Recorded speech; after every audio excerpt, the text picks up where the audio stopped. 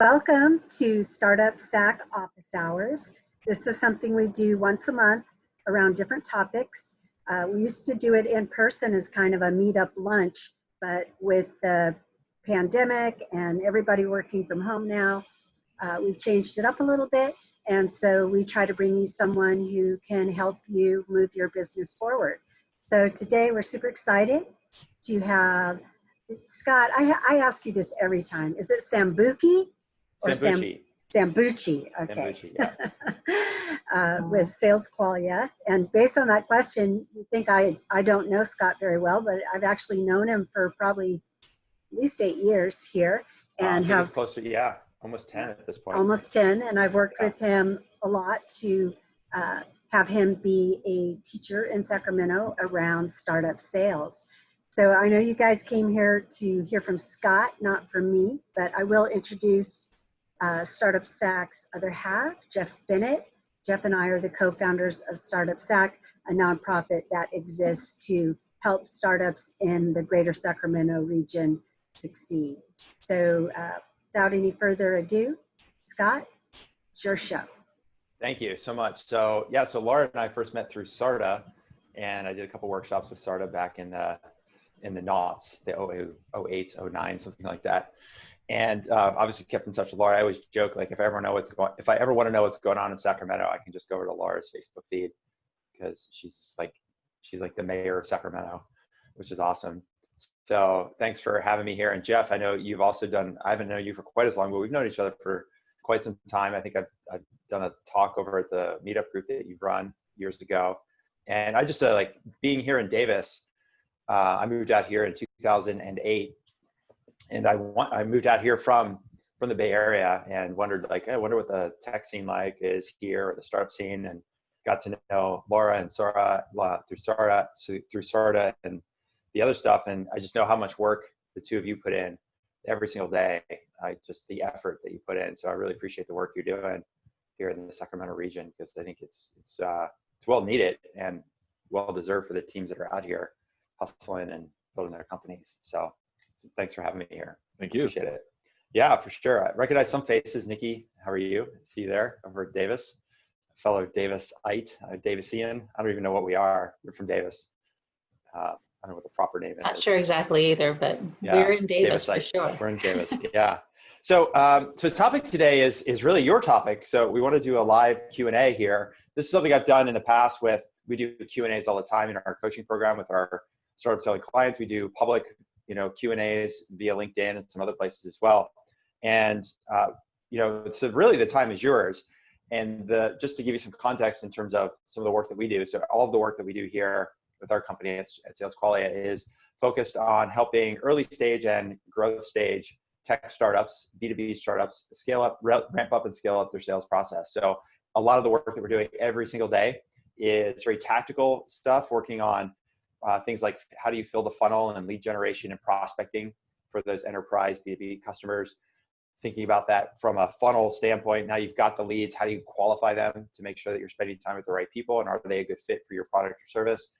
Then things like doing product demos, coming up with proposals and implementation plans, overcoming objections, all the way through to pricing, and of course implementation and customer success. So like that whole tactical day-to-day sales funnel is something that we work on every single day. On the strategic side, we work a lot of times with teams thinking about what are the right marketplaces that you should be focusing on. What's the value proposition ultimately of your product or service? How do you think about the value that you bring into your customers? And then operationally, we look at things like, when is it time to hire? Who to hire? How to hire?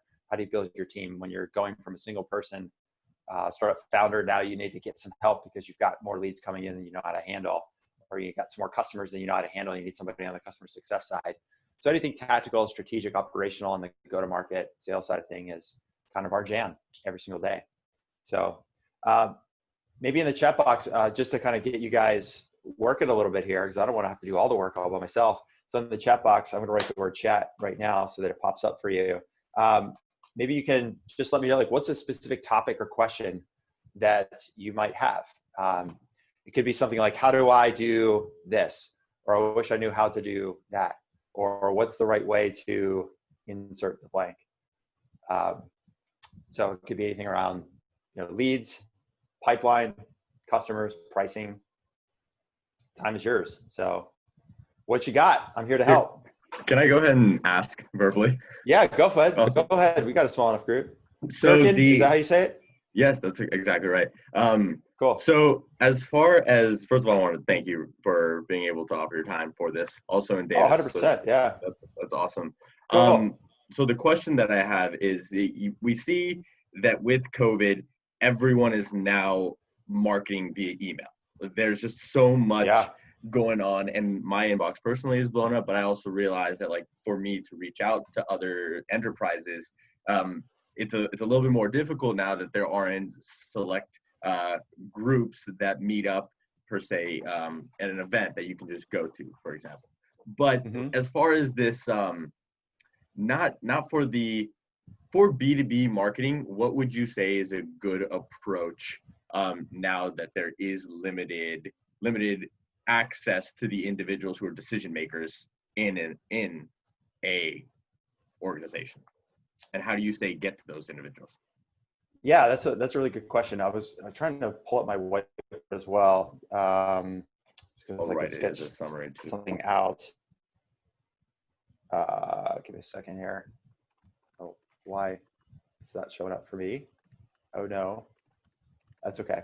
So we'll just talk through it. So, in terms of the right way to approach B2B, I would say, like, yes, email is overdone, but it's actually overdone because it's easy to do. So most people do it the wrong way, right? And we all suffer from this. If you're a founder, a CEO, any kind of insert title, it's really easy to find people like us and then send an email and just sort of batch and blast. And so the way we think about this, it really starts with number one is getting really, really clear, like, who's your target market and customer in the first place, so that you can dial in on exactly the kinds of people that you want to be targeting. So for you, Gherkin, what is your target market, or what types of customers are you targeting right now? So our specific target market is an embryology lab of any species, essentially. But our consumable, we have a consumable. Our business model is that consumables. So this guy right here, and the goal really is to be able to kind of slightly tweak and tailor and customize the design that's central to this for their specific problem. And most of the time it's been actually just determining health of a cell. So determining that. So let me just jump in here, because if there's more info, we'll peel back the onion. I just want to start with the market. So it's embryonic labs, you said? Embryonic research labs? Cool. So I don't know a lot about that market, but it probably is fairly niche. It's not like you're going after, like, banks, which is, thousands, right? It's like embryonic labs. So the way I would think about this is, like, number one, like, identify, like, who are then, once you know your target market, then the second step is identifying who are the buyers or decision makers that would be involved with the purchase of your product. And you may not know necessarily who those people are, but, and this is for everyone, the way to sketch this out in your mind is say, there's usually 3 or 4 what we call buyer types. So if you write these down, these are the kinds of people you should be looking for at your target account. So the first one is your economic buyer. This is ultimately the person who's writing the check, who's buying, like, whose budget is this coming from? And usually it's a higher level up than you might think, or a higher level up than the person you might be able to get in touch with, right? So if the director level says, hey, we're interested in buying this thing, you might have to go up a level or 2 or 3. So the economic buyer is the first person you need to be able to find and identify. The second person you need to find is what we call the user buyer. So that's the person who's using your product every single day. So in your case, it's the device that you're configuring. It could be a software platform for other people that are, like, banging away and using the thing. That's the second type. The third type is your technical buyer. So these are the people that, that sort of sit in the back rooms, and they're responsible for checking out to make sure your product does what you say it's going to do. So in your case, Gherkin, it could be some kind of researcher or some kind of, like, technical laboratory technician of some kind. And that's the person kind of internally that your economic buyer and your user buyer are going to turn to and say, look, we want to buy this thing. We want to use this thing. Can you help us figure out if it works? Will it work for us? These guys say they can configure it. Can you tell us if it can be configured for our needs? Does it integrate into all the other systems that we have? The technical buyer can also be somebody who looks at things like compliance or risk or health or safety. Technical is sort of a loose term to mean people that have a really like strong specialization within their company, and their job is just to make sure that your product does what you say it's going to do, and their job is to make sure that by using your product, you're not exposing the company to any risk. I sold a lot in the banking industry, so I always got involved with like a chief technology officer and a chief risk officer and a chief information officer and a chief data officer, because they're all making sure that the customer data coming into our platform was safe and secure and wasn't going to put the bank at risk, right? So those are kind of like your three buyer types. So from a prospecting standpoint, I think one of the mistakes a lot of us make, or a lot of startups make, or any companies make, is they tend to put their efforts towards the person who's the easiest to get a conversation with. So oftentimes that can be, say, the user buyer, or some director or managerial level person in the middle of the organization that's probably suffering from the problem and feeling the pain and the heat of the problem every day, but ultimately doesn't make the buying decision, ultimately isn't the user, ultimately isn't the technical person. And so you get sort of stuck with the single point of contact, and it's hard to then get other people involved with the sale later on. And so the reason I mentioned all this and why it's important from the construct of prospecting is that early on, our job is to go kind of think about how do we cover all of those different people as part of our outreach in the first place, and then designing a message to those people that makes it relevant to them. So for your product, the ultimate user buyer, the value proposition and the value they're going to feel from using it is going to be way different than the economic buyer. Like the user buyer might be using it for research every day and they get some data that they wouldn't have gotten otherwise. The economic buyer like this is like, wow, we're going to save $100,000 a year because now we can turn around our research findings in a day instead of 5 weeks, right? And so as you're doing your outreach to those people, the message should be configured to that person so they can see how it's valuable to them. So let me just pause right there. Is there a way that you would suggest that when prospecting to enter into that conversation, it's best to start with the user, then go technical, and then to the economic, or maybe economic down? We teach everybody to like map to the whole organization, because like if you think about we have the saying like two is one and one is none. Two is one, one is none. It's actually a Navy SEAL. I've heard it first from Jocko Willink, who's a retired Navy SEAL. And the idea is like, think about your sale. If you've ever been involved with a sales process and you got one person on the other side who's like really excited, and they're like, hey, let me talk to you on the phone, and hey, let me see the demo, and hey, send me the proposal, and hey, send me your deck, and I'm going to like circulate it with the team. What ends up happening in that case? In most cases, the deal dies because you're like relying on that one person to like help sell your thing in the organization. Like we're trying to figure out how to sell our thing ourselves. Like how we're going to get somebody else to sell it for us. And so the sooner that we can bring other people into the conversation on the buying side, the better it is for us, because now we're creating almost like this collaborative conversation early in the sale, as opposed to getting stuck with a single point of contact and then almost like having to get permission to then talk to the economic buyer from this person, because they're being able to ultimately end up being a gatekeeper of the information. They want to be the hero now. Like they found you and they talked to you and they saw the demo, and now they want to be the company hero. And they don't want you to go around them because they're afraid that they won't get the credit. So then I was just one more follow-up, and then I'll open it up again. Sorry. So when it comes to actually, when it's, oh man, I just blanked on this. It's when it's, I'm sorry, let me bring it back up. That's okay, man. Excuse me. Cool. So, so let me just take a step back, because your original question is email. Like, I'm getting lots of email. What do I do? And so I say that in context because email is a channel in which you can reach people. You could send me an email and I would get it, but there's other ways you could reach me, right? You could pick up the phone and call me. You could send me a message on LinkedIn. You could find people like Laura who know me and say, hey, Laura, would you mind doing an introduction? Those are all channels. You yourself could run a live event. And if I was a person, a researcher that would find value in what you do, you could run a small webinar, like a live Q&A like this about embryonic research, and then invite me and I could come to that live event. So there's all of these channels available to us. And so as you're doing your outreach, I think the mistake most people make is, it's easy to write out like a 4 email sequence and say, doing a quick introduction. This is what we do. This is who I am. Would you like to see a demo? And then a week later, you follow up with a second email that says, hey, not sure if you saw my email from last week, but would you like to see a demo? And then a week later, you send the third email, which is like, I know you're really busy. And if you're not the right person in the organization that wants to see a demo, please let me know. And then the fourth email is like, look, maybe you didn't get my other messages, but if now's not the right time, please let me know. Like, that's like the shitty four email sequence we all see in our inbox every single day, right? Everybody nod your head because you know this is true, right? And so if instead though, if we go back to like, who are we trying to talk to and what problems do those people have? What value can we bring?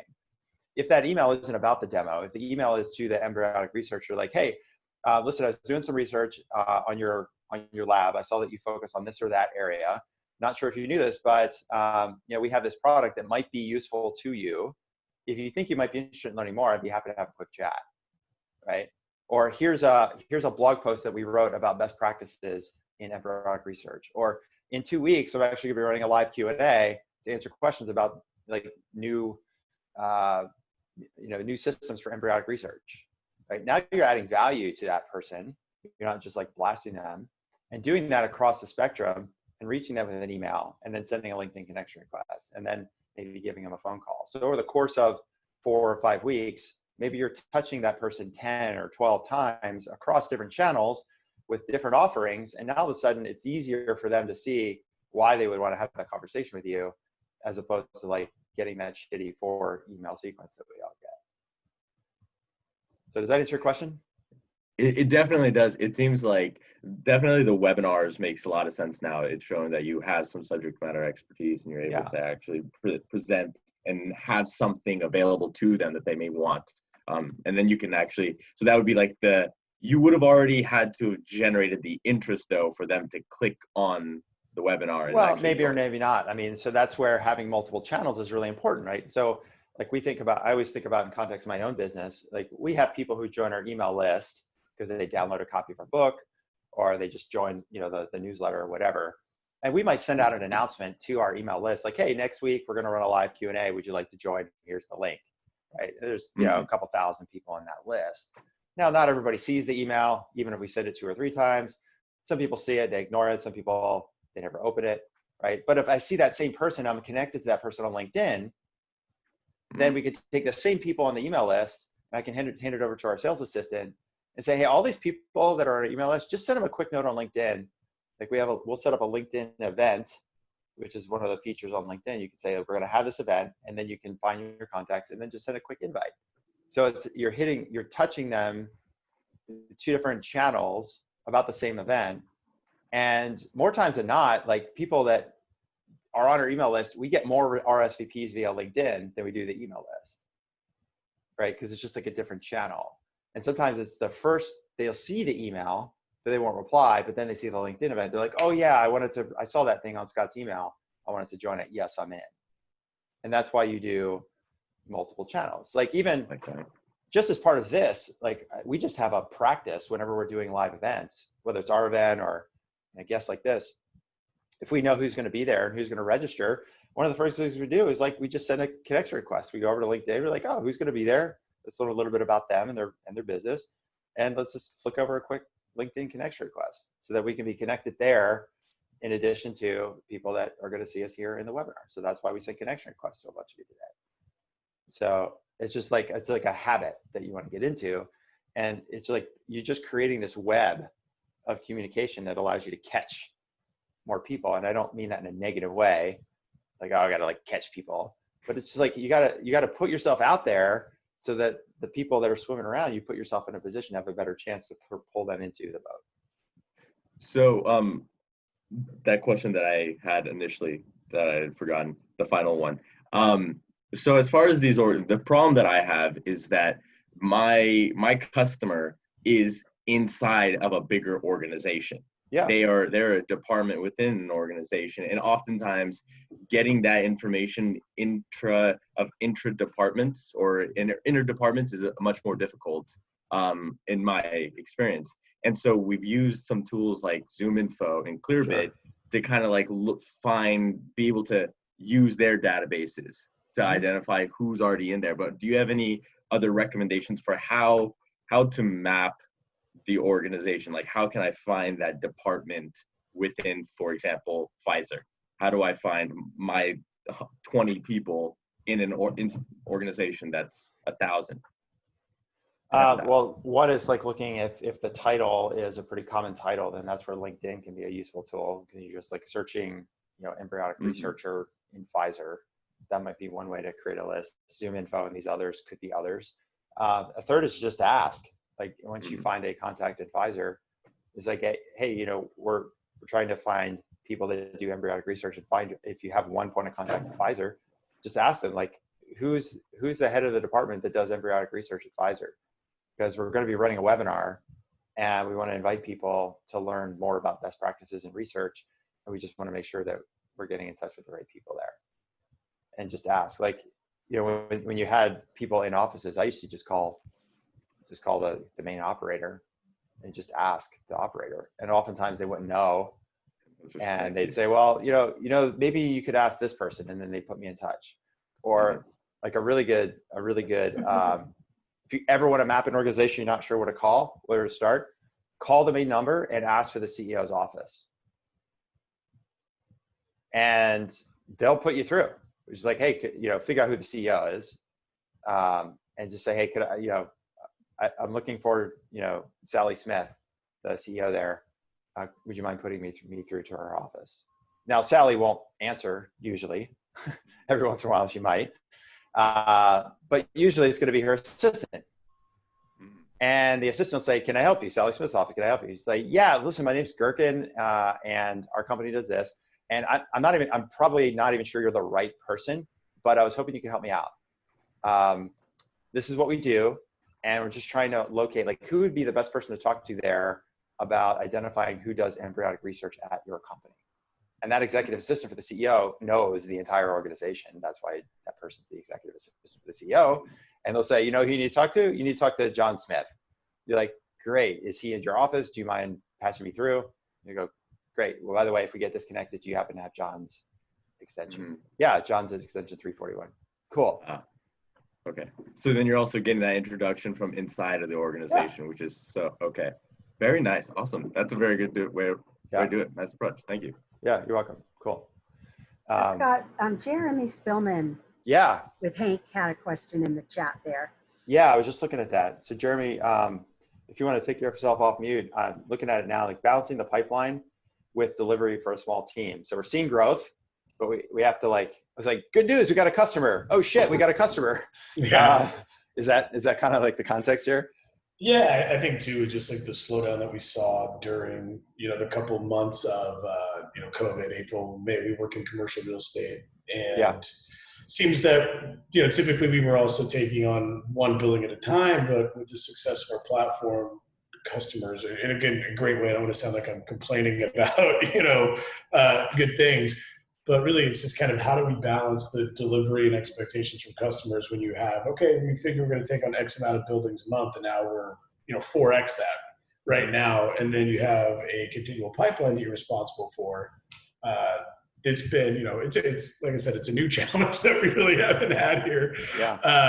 But just kind of figuring out, because you have, we've got a smaller team and everybody's pivotal in getting the buildings online. So when we look at it, and I've got to be able to keep the pipeline growing behind us as well, but we're kind of in the middle or the beginning of a capital raise, so we don't have the resources necessarily to bring customers on, or I'm sorry, to bring more resources on right now. So just your thoughts on how do you keep people engaged if you do have to push, some of those 75%, pipeline back a little bit, a couple of weeks. You don't want to let, too much time pass, because then it's not that sexy of a deal anymore. And how do you really engage that? So that's kind of what I'm, a little bit unique, I think, for me, at least in my sales career. I haven't had to deal with that before.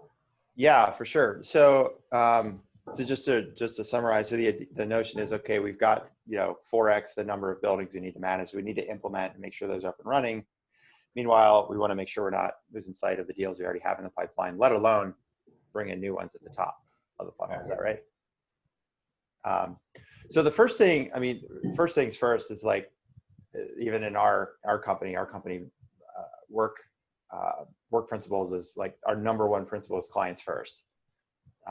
We have 7 work principles. Number one is clients first, right? So it takes a lot of time and a lot of effort. We all know this. It's 8 times harder to get a new customer than it is to keep a customer. And these are based on like research that's been done around customer acquisition costs and those sorts of things. So like once you get that customer, you want to make sure come hell or high water, you don't lose that customer. And then you obviously as a startup, you want to make sure you're delivering, because that keeping that first customer, that second, that third, those early customers is what's going to really drive your future growth. So first and foremost, like if you got to sacrifice, I always say clients first, because then you can always go back and fill the pipeline with referrals or go back to people that you weren't able to service. So that'd be first. Like because you end up straddling and then you end up losing half the customers that you brought on board just to go get new ones, it kind of defeats the purpose of getting them in the first place. So if you have to make a choice, clients first.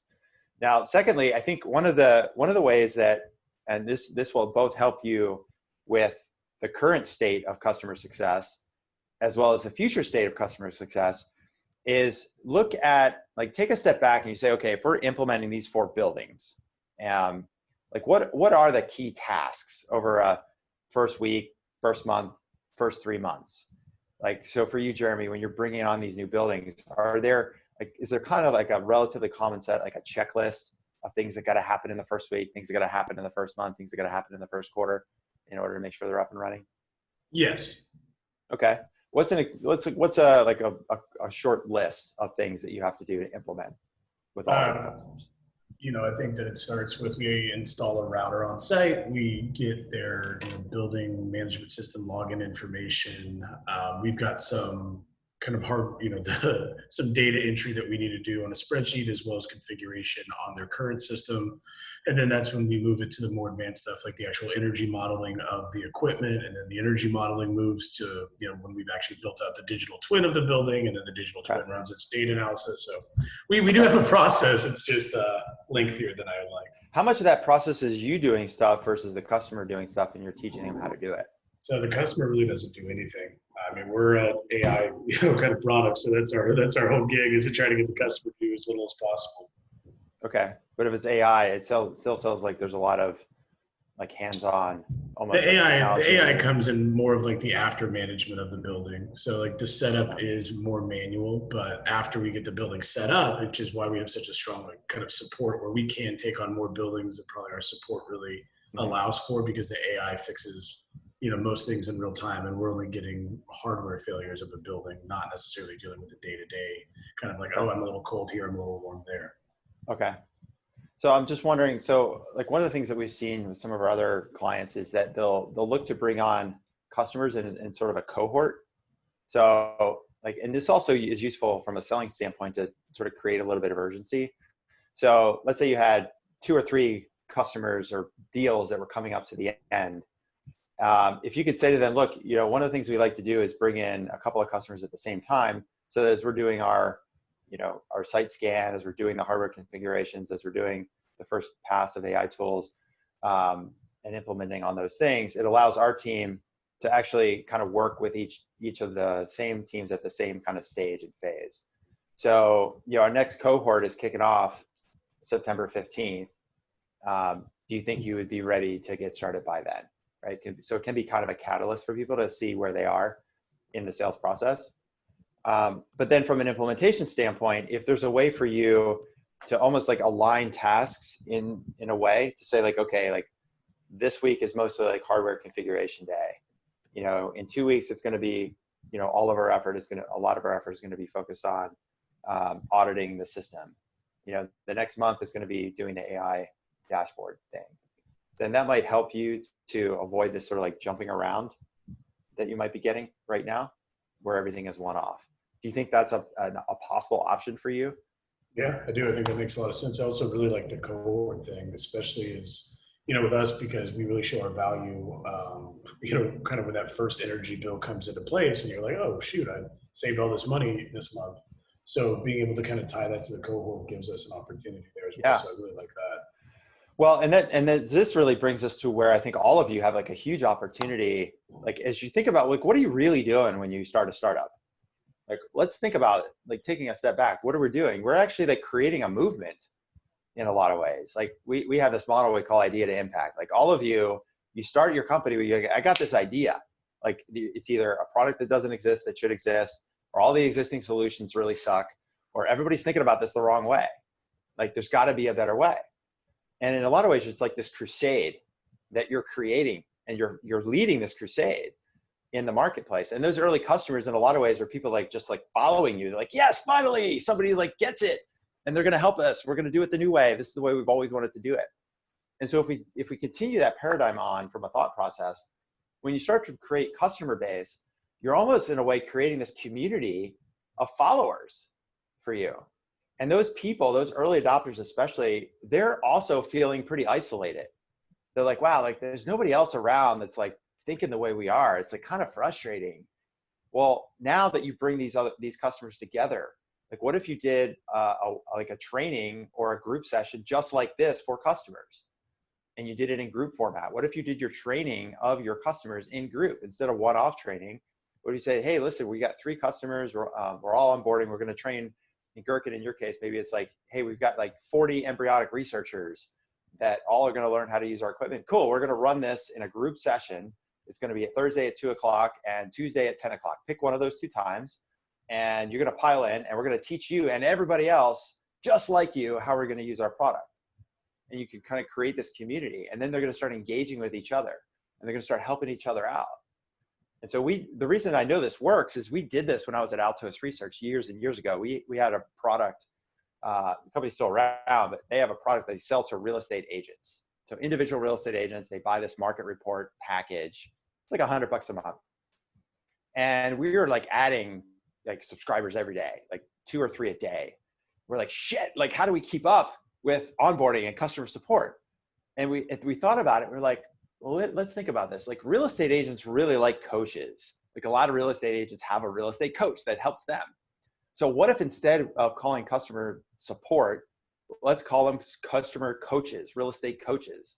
So we called our head of customer success a real estate coach. And after somebody got on board, we said, great, now that you're buying the subscription, the next step for you, and we do this right in the sales call when you get the credit card, like let's schedule you for the coaching session with Jessica, where she's going to teach you how to use the reports. You're like, oh my God, you do coaching too? And it's all included with the subscription? Like, yeah, it's coaching. You know what it is? It's training. It's customer support. But we just called it coaching, and they loved it. And so she would be running these trainings every week that would have anywhere, sometimes there's only 2, sometimes it'd be like 10 real estate agents piling into this training. She's showing them how to use the reports, how to use the product. And these agents are like, oh my God, this is so great. Where are you? Oh, I'm in Austin, Texas. Oh, I heard that's a great market. Where are you? I'm in Chicago. I sell condos downtown.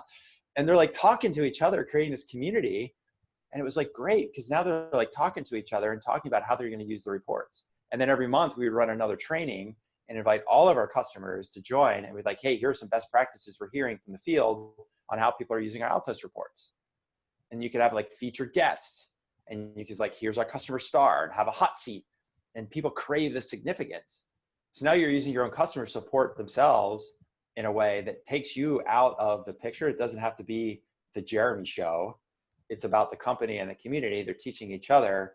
And that like they buy your product for the, like they're spending money on the product, but then ultimately it's like they're joining a whole community of people that are thinking just like them. And so if you can move in that direction, then what it does is like creates a community. It's so much stronger. And that's why Salesforce has 100,000 people or whatever, 200,000 people that go to their force.com or whatever that thing is called, Salesforce conference thing. That's why Apple, Oracle, all of these user groups, they all have these customer conferences. Dreamforce. Thank you, Laura. I knew it was something force. I don't know. And so you see these whole user groups that pop up. So I know it's like longer term, like where to take things, but it's like, if you set the vision in that direction, you think about it in that way, going all the way back to like, how do we support customers? Like think about it in groups, think about how you can create community. How do you like find a way to scale the training and get customers to help each other? And that's going to only cement their dedication to the product. And that's going to help offload some of the responsibility for you. And then you can use those as part of your sales process, because you're like, hey, by the way, when you buy our product, you also get access to this community. So I know we kind of went off on a pretty long rabbit hole there, but I don't know, was that helpful? Yes, it was. Thank you. Cool. But bring it all the way back to like, so what do I do today? What you do today is you time box. Like I do this myself. Like we set KPIs for our company that Like we have a sales assistant, her job is to have a certain number of connection requests sent and accepted every single week. We have another person who's responsible for getting more people to our marketing list. She has KPIs on that. We have a certain number of sales calls that we have to do every week, a certain number of strategy sessions that we run every single month. We have all these metrics, right? And I'm personally responsible for some of those metrics. Jocelyn's responsible for some, Anne is responsible for some. But for me, I'm the busiest guy in the company because I'm doing the coaching and I'm running the company. And so for me, it's just like time boxing, where like, if I know I got to hit that number, I have a responsibility to the team to hit that number is 20, then I have to time box. And that means if I wake up in the morning, before I open up email, before I do anything else, I'm going to spend 45 minutes on LinkedIn, or I'm going to spend 45 minutes sending out emails to people that showed some interest in our program. Or I'm going to follow up with people that downloaded a copy of the book 3 weeks ago and say, hey, I saw you download a copy of the book. What questions might you have? And I'm just going to like knock out, do my, I sort of joke and say, do my 20 touches, do that in an hour, knock it out so that I get it done. And then I move on to the rest of the work that I have to do every day with coaching and everything else. So for now, I would just look at time boxing and just make sure that you maybe block out Tuesday morning, Thursday morning. Those are my pipeline days, no matter what, from 8 to 12. Customer success stuff, customer support stuff comes up. A message comes in at 10 o'clock on Tuesday. It's got to wait until Tuesday afternoon to get that done. I think if you time box for now, that'll give you some more space to focus on the things that you need to focus on and get those things done. And then later on, you can look at the longer term vision that we talked through. So I had a kind of a more of a abstract question about marketing in general. How, first of all, for a team that has multiple sales and marketing individuals, such as your team, did you have to put together a marketing plan? And how often have you gone back to that plan? Is it a useful tool, or is it more of something that you find is dynamic and you learn with it, change with it, and it's... Yeah, I mean, we do the plan, but the planning is more important. Is like a classic statement. A plan's only as good as its ability to get changed, right? So for us, having a team around us, when we think about marketing, for us, it's pretty simple. It's like making sure we're sending out an email message to our list at least once or twice a week. That's Jocelyn's job. And then make sure we're staying active on LinkedIn every day, sending out connection requests, inviting people to events. And then weaving in that, we run a podcast. So I do a podcast episode. Jocelyn books and guests. I show up, I interview the guests, and then it gets produced. That podcast gets produced, and then we share it out on LinkedIn. It gets shared out to the email list. So it's like one piece of content works multiple times. Or now we're doing LinkedIn Lives. We just got approved from LinkedIn over the last 2 weeks to do lives on LinkedIn. And so the way we're running those is like I do a LinkedIn Live, 15 minutes, but that recording also becomes a podcast episode. So Jocelyn takes the recording of that, and then she transfers that into an audio file with our podcast production person. And then now that LinkedIn Live also becomes a podcast. And then she takes the LinkedIn Live and she can also turn that into a blog post that she sends out to the marketing list. Like, oh, last week Scott did a LinkedIn Live on here's the top of the topic. Here are a couple bullet points. Click here if you want to watch the full video. So we just kind of have this like content system where we always think about if we're going to do content, let's think about how we can use it at least twice. So we can multiply the message. And usually we can use it 2 or 3 times, if not more. And even further, like whenever we do a podcast, we do the podcast, we promote it, but then we do a short write-up for our guest. We say, hey, we just wrote up this little promo sheet for you. Here are a couple tweets, here are a couple LinkedIn posts, here's an email you can send out to your list. And then they send it out. So they're promoting it while we're promoting it. And then 2 weeks later, what we do is we follow up with the guest and we say, hey, what we found is a lot of times people miss the first time we announce a podcast episode. So here's a quick write-up for you to say, hey, 2 weeks ago, I was just interviewed on this podcast. And then they repost it to their LinkedIn account, and we get like another bump of people that will listen to the show. So it's one piece of content, but we've used it twice. I've actually used it multiple times, right? They're sending out to their list twice. We send it out to our list twice. The podcast will be turned into a series of blog posts. That podcast goes on the podcast. It goes on LinkedIn. It goes in email. So we get tons of mileage out of the podcast. Not to mention that we'll use it for people that are like intra funnel, Like sometimes I'll be talking to somebody like you and they're like, hey, I'm kind of interested in the program. How does it work? When I have a call or two, and in between those calls, I go, hey, in that first call, you said that one of the things you're really struggling with is prospecting. I just had this interview on my podcast last month. I think you should listen to this episode. And then somebody like you will listen to the episode and like, okay, yeah, this Scott guy really does know what he's talking about. So then the marketing tool becomes a sales tool, because now I'm actually talking to you for like an hour in your head and I'm not even there. And so you show up with the second sales call, you're like, yeah, this is really good. So you have to think about your content in that way. So you're multiplying your message. Otherwise you'll get overwhelmed with this feeling like, I got to keep producing, because you just don't have the time for that. I think Dominique has a question. Yeah, Dominique. Want to ask a question, unmute and ask a question, Dominique? How to set your sales KPIs? Is that the question? He's on mute. Maybe he stepped away. He's like, I'm going to ask my question and then come back and listen to the recording. Go to sales call. Well, why don't you go ahead and address the question? Yeah. So how do you set your sales KPIs? That's a great question, right? Especially if you're just starting up, right? You're like, I don't have like a bunch of history. So it's like any model, you want to kind of bootstrap it and say like, let's look at the activity I've been doing over a long period of time. Let's say if you go back over a month's time, today is mid-August, if we just go back 6 weeks, right? You're trying to figure out like, what activity should I be doing? What activity should I be tracking? And so if you just look at things like basic metrics on like, how many outbound emails have I sent to cold prospects? How many LinkedIn connection requests have I sent and have been accepted? How many phone calls have I actually done? So I've sent out an email and I've hopped on and done a demo or an intro call. How many of those have I done?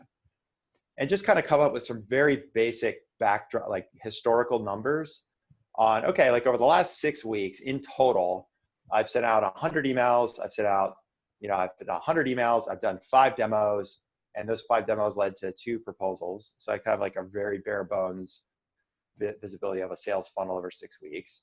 On LinkedIn, I've sent out 150 requests and my total number of connections has gone up by 30. So I have about a 30% acceptance rate. That's a metric to look at. And like overall sales, maybe look at time to sales, look at any current customers you have and say, okay, when did they actually sign the contract and how long did it take from that first conversation? So maybe they signed a contract in July, that very first conversation way back in February. So you've got this like 5-month time and conversion. So those are just like some baseline numbers that you should do to get a sense for, okay, that's kind of like what I've been doing. And then I would look at taking those numbers, I would say over 6 weeks and say, what if I could do those 6 weeks in half the time?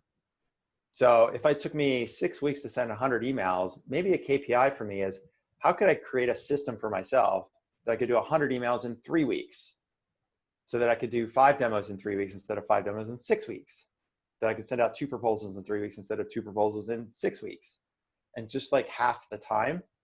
And that as a forcing function, I think what you'll find is that you'll actually accelerate the time. Like you'll be able to get the production done because you've got like a lot of space, a lot more space than you think. There's a thing called Parkinson's law, which is, you think of it as like the toothpaste law. When you have a tube of toothpaste and it's all the way down to like the last little bit of toothpaste, you like keep squeezing out the last bit of toothpaste in it. It's like however much you have is how long it will take. Right? So if you give yourself 6 weeks to work on a project, it'll take you 6 weeks. If I gave you 6 hours, you'd probably get a pretty decent result done in 6 hours. You would just focus in on it.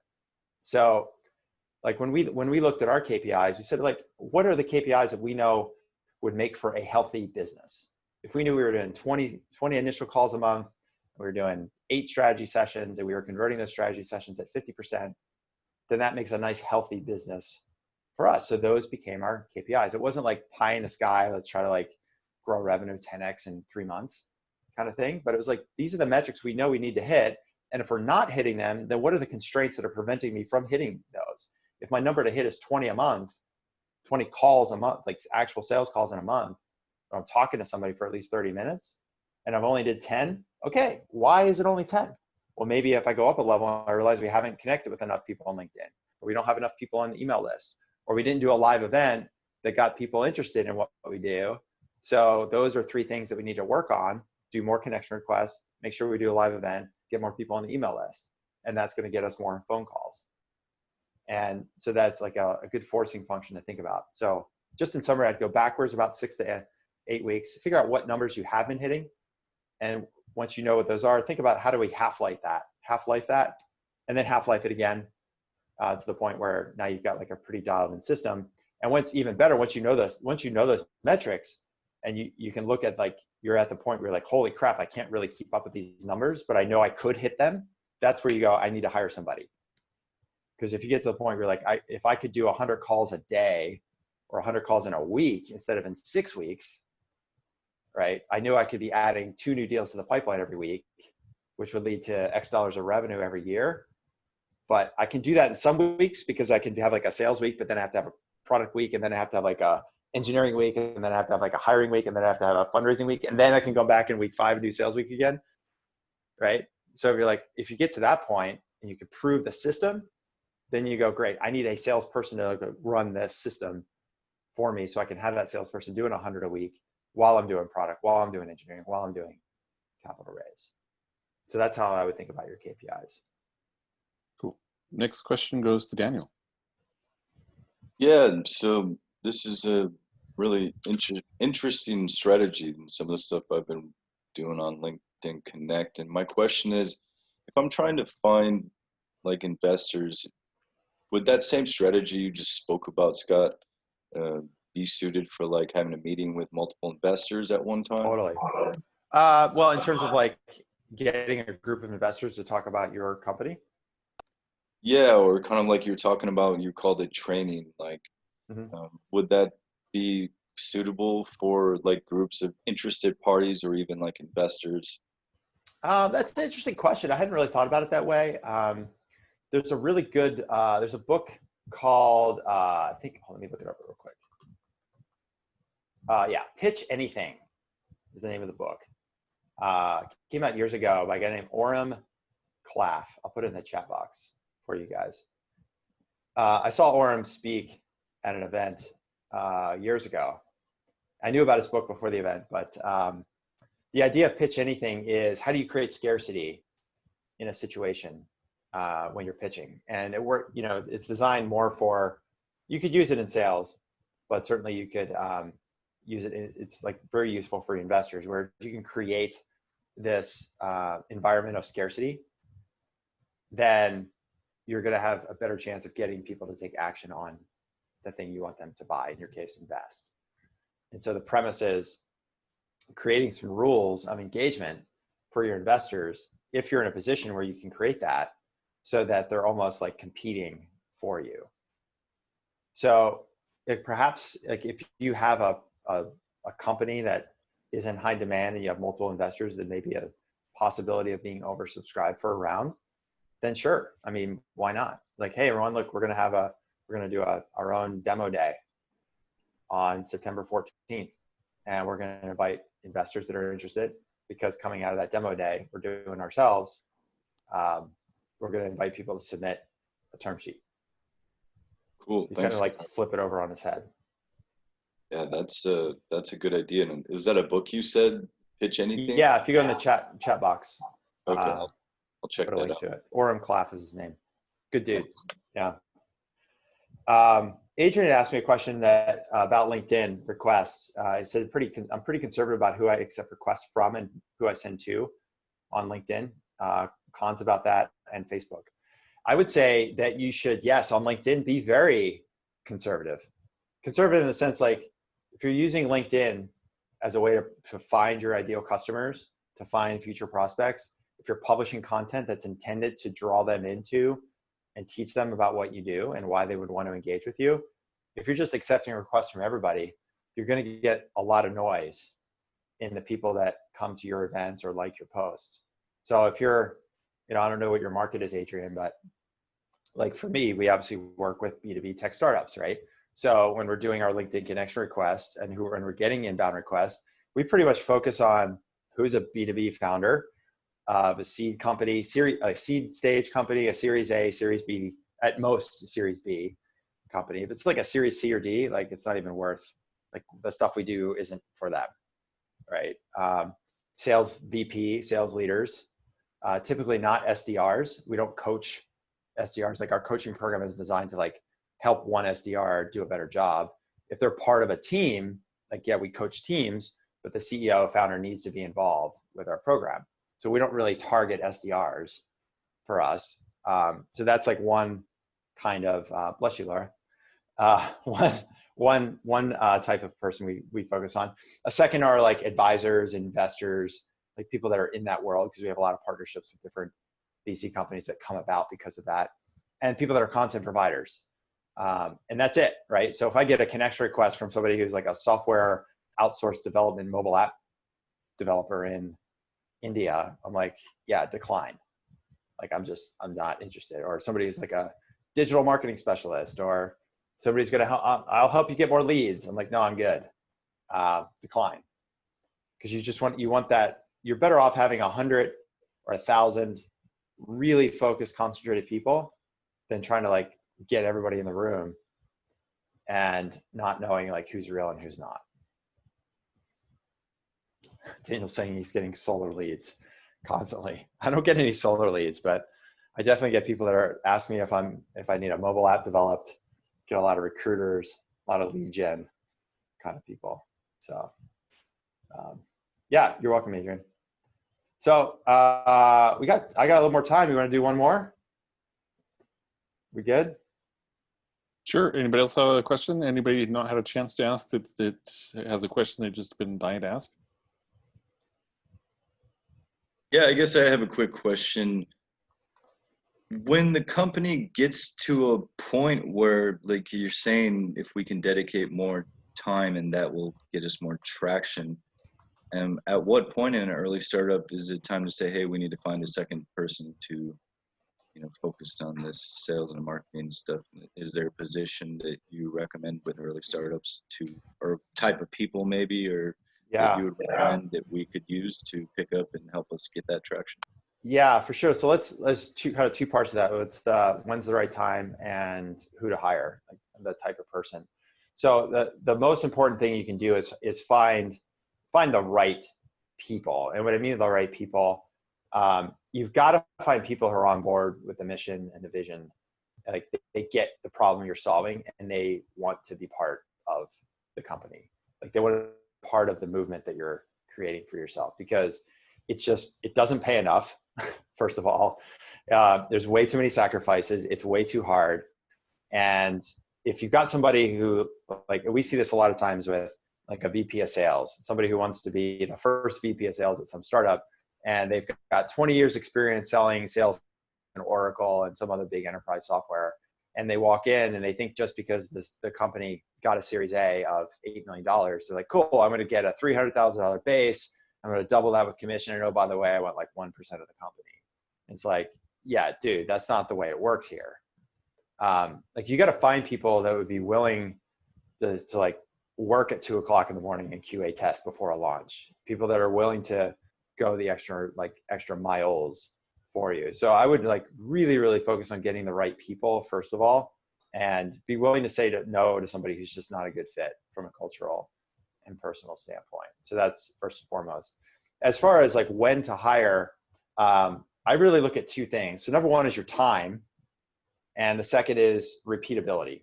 So time meaning like if you're so busy that like leads are coming in because you're doing something on LinkedIn or you're running these events or you've got an email list that's producing well, and you've got leads coming in or inbound leads maybe come to your site and requesting a demo, and it's been like 2 and 3 and 4 days before you can double back and actually reply to those leads. You're like, I'm just like so packed up with implementation, or so backed up doing these other demos, or so backed up with other stuff that like, if only I could get to those things, I know I could get some of those leads into our pipeline.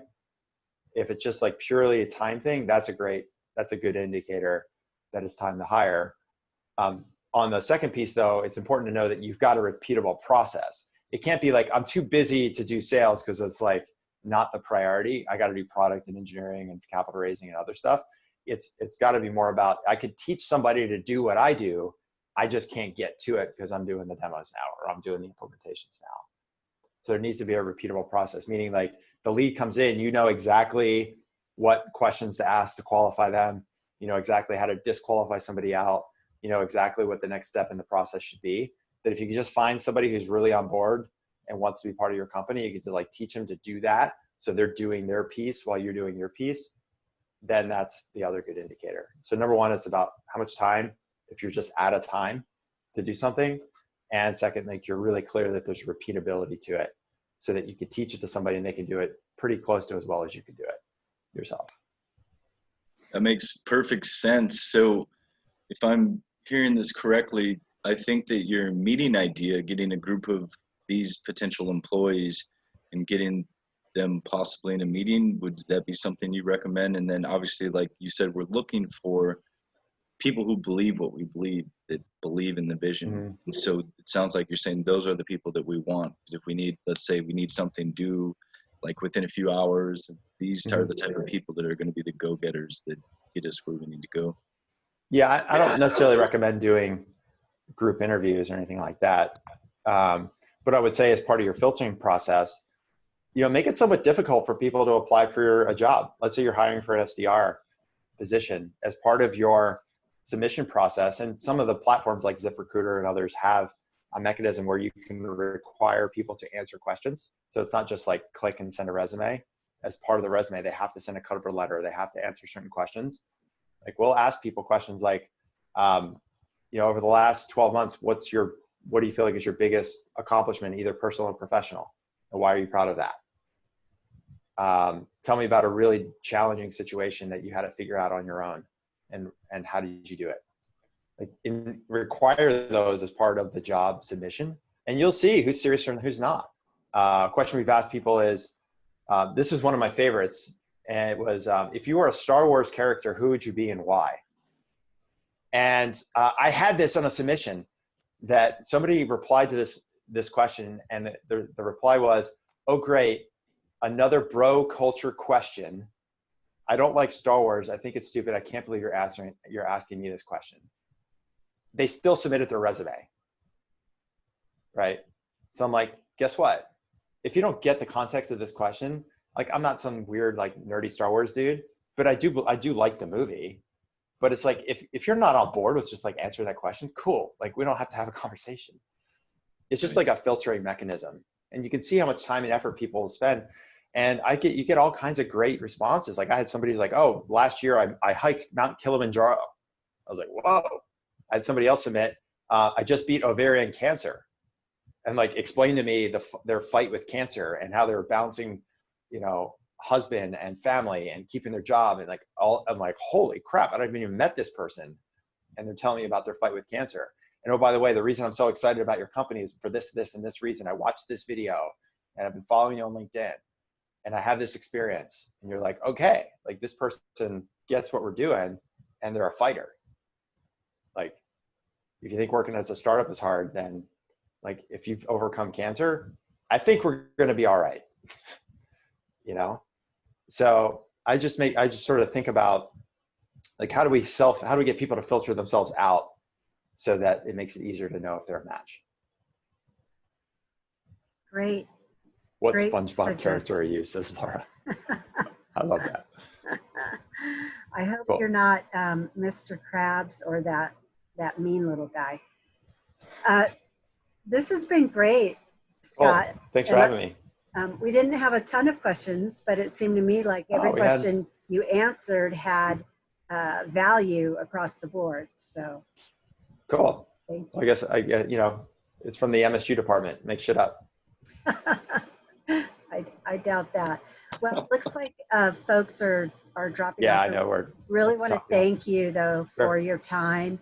And for those of you who are still with us here, Scott put a great offer in the offer doesn't sound like a present for you in the chat. You can download for free a book that he it's wrote. this book, Stop Hustling, Start Scaling. We released it last year.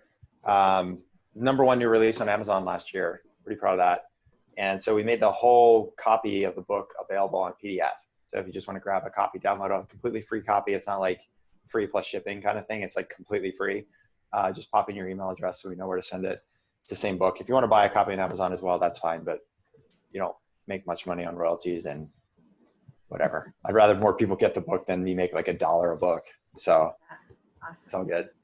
anything you'd like to share before we? No, that's it. I think, if you're just kind of want to get a better sense for like sales frameworks, I think the book is a really good opportunity. It covers the Q framework, which is a 7-question framework that you can use to build your sales process. There's worksheets included with every chapter. So it's like more like a handbook. It's designed to be very tactical. So I definitely recommend grabbing a copy, and that'll also add you to our email list. You can find out about the Q&As that we're doing and the other workshops and other cool stuff that we've got available. So, but yeah, it's good to see you all. Thanks for having me. Yes, thank you everyone for joining us.